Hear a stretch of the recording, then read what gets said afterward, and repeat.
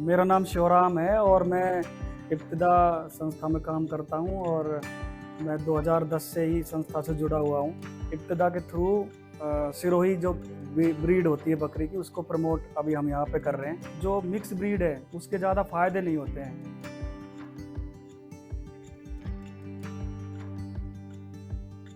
तो सिरोही ब्रीड को प्रमोट करने का जो हमारा उद्देश्य है वो ये है कि ये जो ब्रीड है ये ड्यूल पर्पज है, मतलब ये मीट के लिए भी है और दूध के लिए भी ये ब्रीड होती है।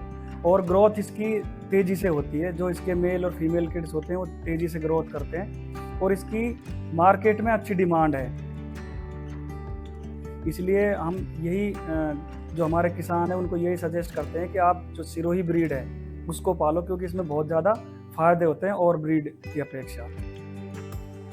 सिरोही बकरे की जो आप ब्रीडिंग के पर्पज से जो बकरा ले रहे हैं उसकी टांगे मजबूत, आगे और पीछे की दोनों टांगे मजबूत होनी चाहिए, कद काठी उसका अच्छा होना चाहिए और एक जो सिरोही ब्रीड की पहचान उसमें बीच में से लदक होनी चाहिए उसकी, है ना। और उस पे स्पॉट होते हैं, बीच बीच में स्पॉट होते हैं। और कम से कम हमको 2 दांत का बकरा, लगभग 14-15 महीने का हमको बकरा लाना चाहिए। और लगभग इतना दिन के अगर सिरोही पेवर बकरा है तो हमको 20 से 25 हज़ार रुपये का मिल जाता है।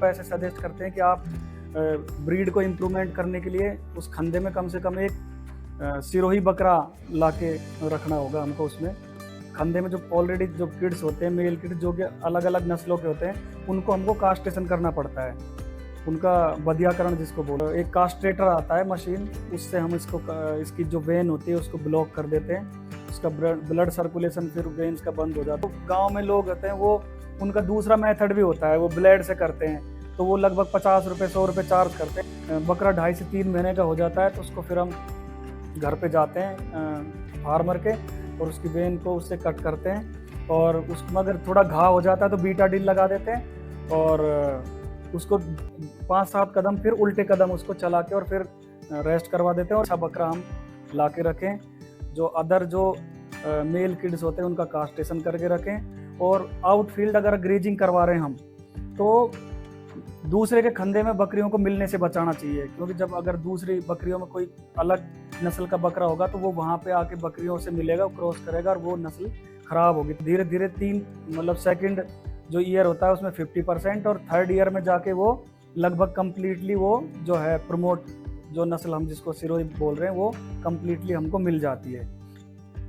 ज़्यादातर कास्ट्रेशन करते हैं कि उसकी ग्रोथ अच्छी हो और उसमें फ़ायदा किसान को ज़्यादा मिले, तो कास्ट्रेट करके और फिर उनको बेच दिया जाता है। तो कास्ट्रेट करके और तो अगर आप कास्ट्रेट और नॉन कास्ट्रेट बक की तुलना करेंगे तो लगभग आधा डिफरेंस होता है। जैसे अगर नॉन कास्ट्रेट बक 10,000 का मिल रहा है तो कास्ट्रेट बक इतना ग्रोथ करता है तेज़ी से कि उसके डबल जो है हमको दाम मिल जाते हैं। जैसे अभी हम सिरोही ब्रीड के बक की बात करते हैं तो 10 बकरियों पर अभी हम एक बकरा लोगों को सजेस्ट करते हैं ना, तो उसको लगभग हम 20 से 25 हज़ार रुपये का ला के रखते हैं खंदे में।